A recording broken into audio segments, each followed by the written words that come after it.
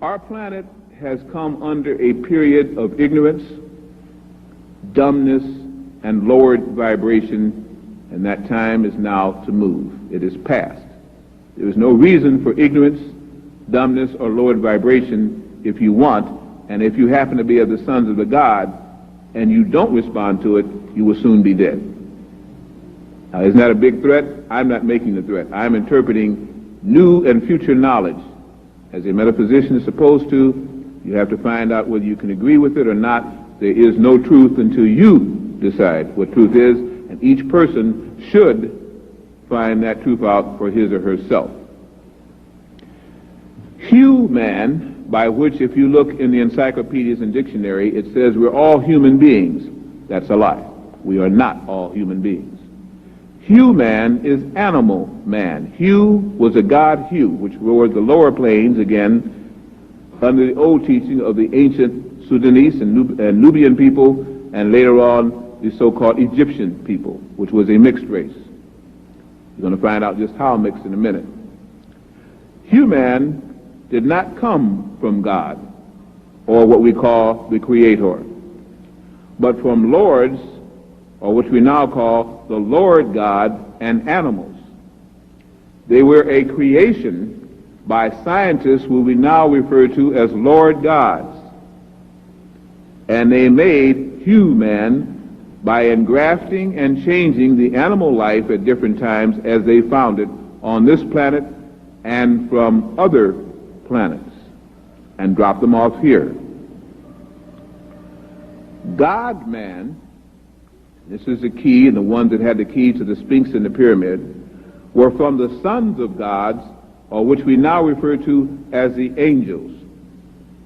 And they were a cross between mankind and the sons of gods, or the angels.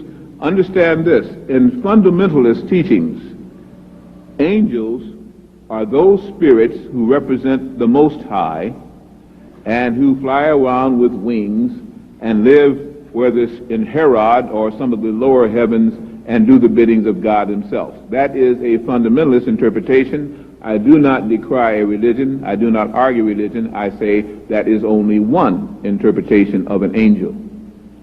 The other is those who mastered the angles, those who could bend light rays, those who understood the four pillars of the sacred sign of the swastika, which was not called the swastika, but a whole different name. It mastered those who could understood the four rays of consciousness necessary to exist on the fourth dimension, which Earth was supposed to have been into millions of years ago, but got held back by humans. Now, as humans who are going to begin to die out, and the sons of God must come to the fore, so the angels can return, that awakened person is the one that will now go through changes like you have not seen, as he attempts to throw off the dross, the animal, and come into his own consciousness. Mankind came from the lords of different planets and was soulless and could not reproduce. I repeat the three. Human, animal man, made from animal species both on this planet and other planets. God-man, the sons of God, and also sometimes interpreting with mankind, a made person again by Lord gods on other planets. And mankind again by strictly the lords of other planets in this one. Obviously, you can begin to see what I'm inferring. This has nothing to do with the Creator, the prime causation, the cosmic universal logoi. This has to do with people who evolve up the ladder, and because of their knowledge of genetics, their knowledge of geography, their knowledge of astrology, their knowledge of astrophysics, when they come to a planet, you treat them like gods.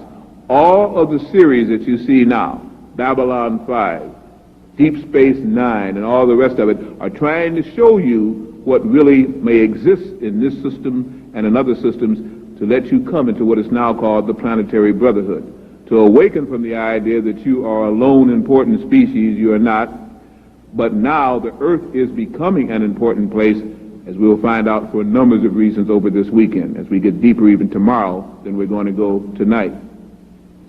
This is to awaken those who are not soulless, but have deep spiritual souls.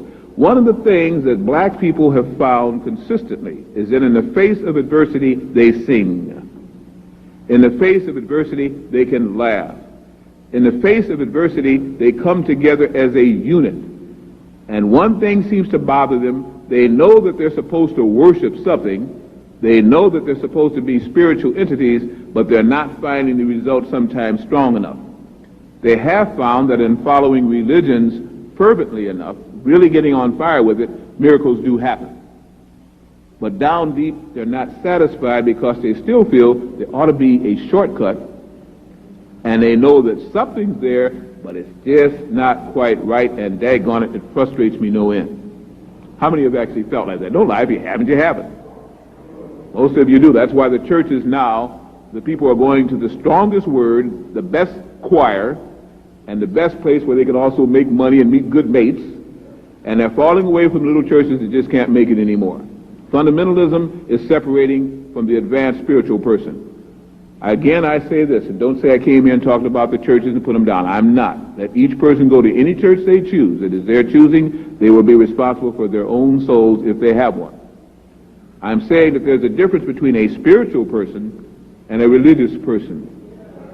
A spiritual person does not need a church, for the home and temple of God that they find their souls in is the church, and how they keep it clean and how they keep it out of ignorance and what they do with it shows their manifestation of the God's life. For the other, they need a religious fervor and constantly reminded because they do not have quite the soul that is risen to the point where they can again manifest the Creator within them. So they constantly have to remind themselves as a herd come together to give themselves the strength to carry on. That is changing. That's why you're going to find the church being attacked like never before, and leaders in false churches falling like never before, and that's why the Falwells and all the rest of it, and you find them like little animals attacking each other, each one pulling each other down, and the congregation suffering from it. Because man must learn he does not have to go to a church, he is the church.